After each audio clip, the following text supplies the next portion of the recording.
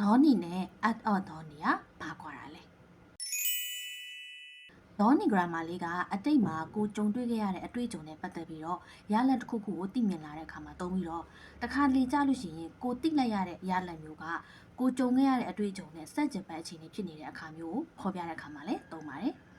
အတ်အော့ဒေါနီကတော့ကိုကြုံတွေ့ခဲ့ရတဲ့အတွေ့အကြုံဆိုတာထက်အတိတ်မှာကိုလုပ်ခဲ့တဲ့ action ကြောင့်ဖြစ်ပေါ်လာတဲ့ရလဒ်မျိုးကိုသိမြင်လာတဲ့အခါမျိုးမှာဖော်ပြတဲ့အခါမှာသုံးပါတယ်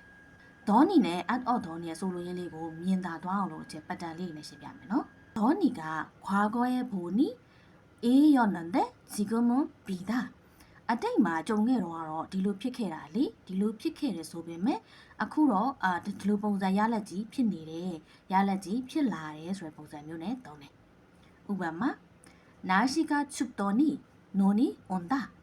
ရာသီဥတုကြီးကအေးနေခဲ့တာနှင်းကြလာပြီအဲ့တော့ရာသီဥတုအေးနေခဲ့တယ်ဆိုတာကိုကြုံတွေ့ခံစားခဲ့ရတယ်အဲ့ဒီအတွက်ကြောင့်မို့လို့အခုဒီမှာကိုတိလိုက်ခဲ့ရတာရလက်ကနှင်းကြနေရဆိုရယ်ရလက်စန့်ကျင်ဘက်ရလက်ဆိုတာက그 배우가 무명이더니 지금은 스타가 됐다.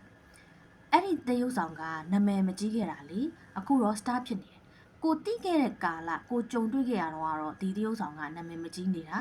အခုတော့နာမည်ကြီးတဲ့ star ဖြစ်သွားပြီ။စားတယ်ဒီလိုစန့်ကျင်ဘက်အခြေအနေကိုဆိုလိုတာ။ At 어더니ကတော့내가 A를 했다. 그래서 뭐가 일어났다. အဲ့အတိတ်မှာကိုကတခုခုကိုလုပ်ခဲ့တယ်အဲ့လုပ်ခဲ့တဲ့ action ကြောင့်အခု present မှာဒီ result ကြီးထွက်လာတယ်ဆိုတဲ့ပုံစံဥပမာ야그 먹었더니 열이 내렸다ဆေးတောက်ခဲ့တာအဖျားကျသွားပြီ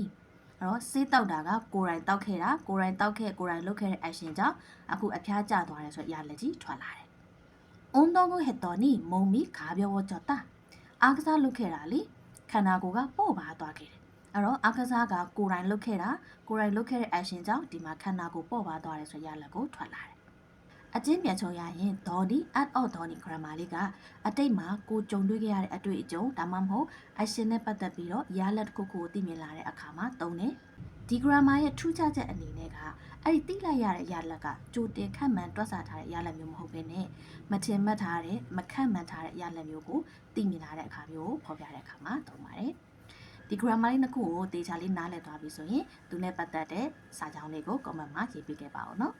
시간내셔서감사합니다.